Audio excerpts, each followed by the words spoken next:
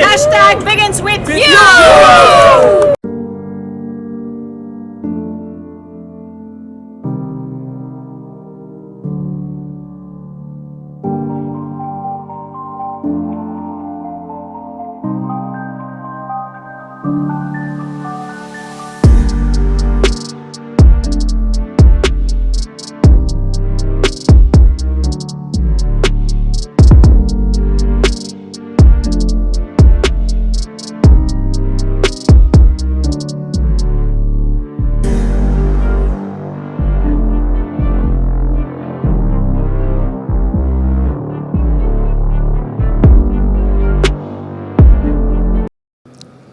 मेरा नाम दीपक पांडे है।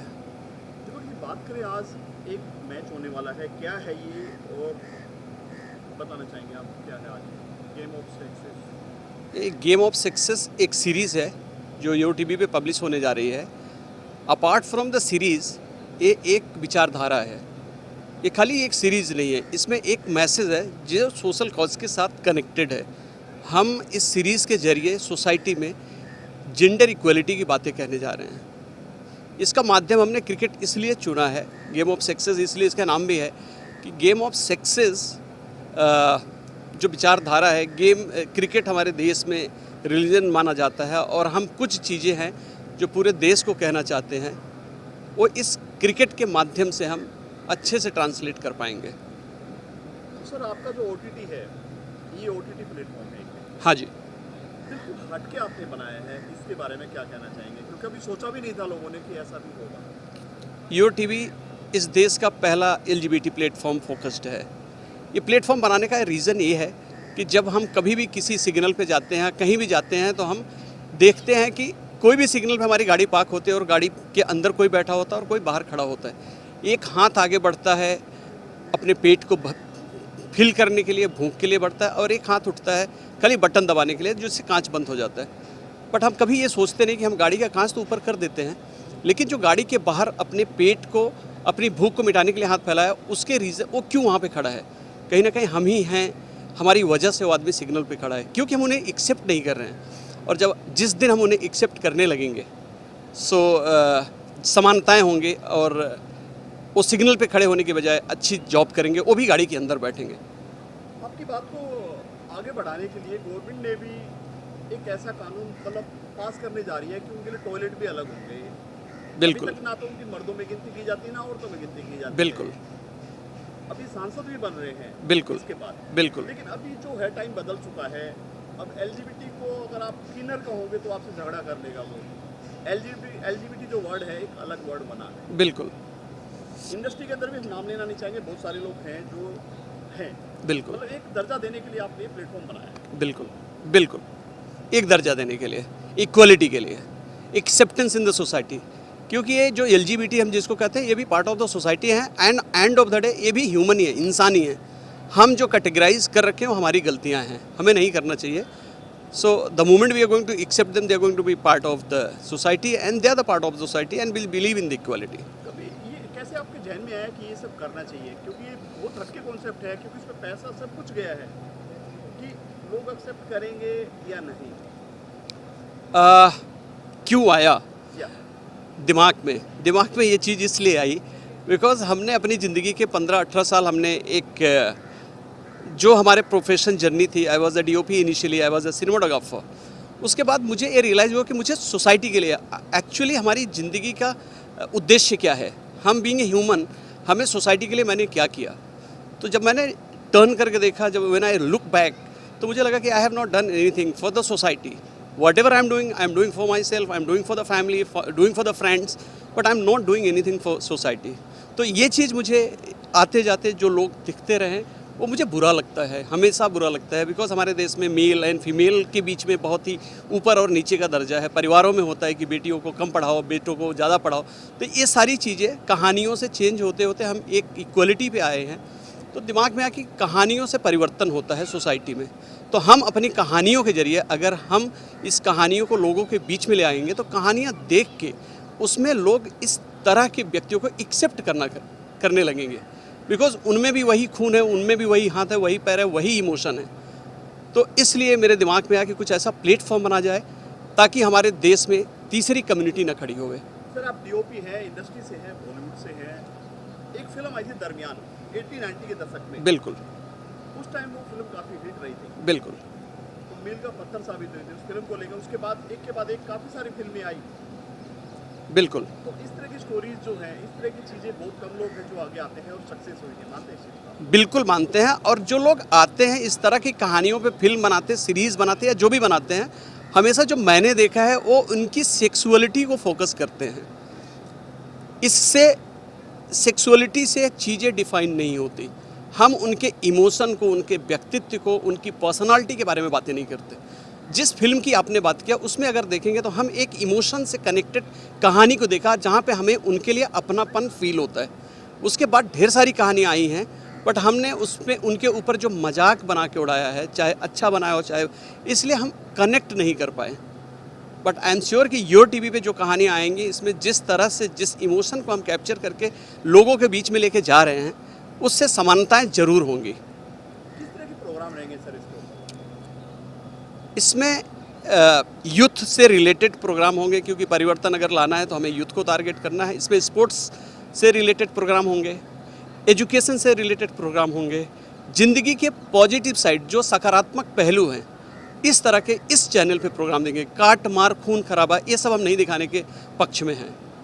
क्या स्पेशल इंटरव्यूज़ की अगर बात करें किसी की लाइफ जर्नी, क्योंकि ये चीज़ें बहुत सारी हैं। कुछ एलजीबीटी अपने आप को छुपा के रखते हैं, लेकिन एक नई कहानी छुप के सामने आती है, वो घर से निकल जाते हैं, परिवार निकाल देता है। अपने हिंदुस्तान में ये चीज़ें हैं, बिल्कुल नाते तोड़ लेते हैं। क्योंकि ऐसी कहानियाँ भी दिखाई आपने? बिल्कुल दिखाएंगे। अगर हम 25 साल पहले की बात करें तो जब हमारे देश में टेलीविज़न का बिगिंस हुआ था, उन दिनों टेलीविज़न के बिगिन से हमारे करोड़ों घरों की जो पेरेंट्स हैं, उस टेलीविज़न को देख के पेरेंट्स अपने बेटियों को अपने घर से बाहर जाने दिए। उन्होंने देखा उस सीरियल्स को देख के, जैसे हम कहानियों को देख के इंस्पायर होते हैं, और हज़ारों पेरेंट्स ने अपनी बेटियों को बाहर जाके प्रोफेशनल जर्नी करियर को बनाने में उनके अंदर जो सहन शक्ति आई है वो हुआ। हम श्योर है कि हमारी कहानियों को भी देख के हज़ारों करोड़ लोग जो हैं, जो करोड़ों लोग हैं, उनके अंदर अपने बच्चे की फीलिंग को, और अगर किसी परिवार में कोई बच्चा हो जाता है तो हमारा फ़र्ज़ नहीं है कि हम उनको निकाल के बाहर कर दें। ये कहानी उनको सिखाएंगी कि नहीं यार, ये अपने ही हैं, और अगर हम इनको एजुकेट करें, हम इनको अपना लें। अगर हम अपनाएंगे तो पड़ोसी अपनाएगा, पड़ोसी अपनाएगा तो मोहल्ला अपनाएगा, मोहल्ला अपनाएगा तो रिलेटिव अपनाएंगे, और रिलेटिव्स ने अपना लिया तो पूरा देश अपनाएगा। तो ये सारी चीज़ें बिगिंस होती हैं आपके घर से। तो ये जो करोड़ों पेरेंट्स हैं जिनके घर में ये स्पेशल चाइल्ड, हम कहेंगे, हम इसको एलजीबीटी नहीं मानते, हम इनको स्पेशल चाइल्ड का दर्जा हम क्यों नहीं देते। ये महाभारत में थे, रामायण, द्वापर, सतयुग, त्रेता, सारे युग में इस तरह के कैरेक्टर रहे हैं, बट हमारे इस कलयुग में इनको निरस्कारित किया गया है। तो हमारी कहानियों से वो पेरेंट्स जिनको शर्मिंदगी होती है, इस शर्मिंदगी को डिलीट करेगी कहानियाँ, उनके दिमाग के जो डॉट्स हैं क्लियर किए जाएंगे। एंड मुझे पूरी उम्मीद है कि वो पेरेंट्स, जैसे अपने जो रूरल इंडिया कहा जाता है, स्मॉल इंडिया कहा जाता है, जहाँ पे गांव से पेरेंट्स अपने बच्चियों को शहर में भेजे हैं अपने करियर को बनाने के लिए।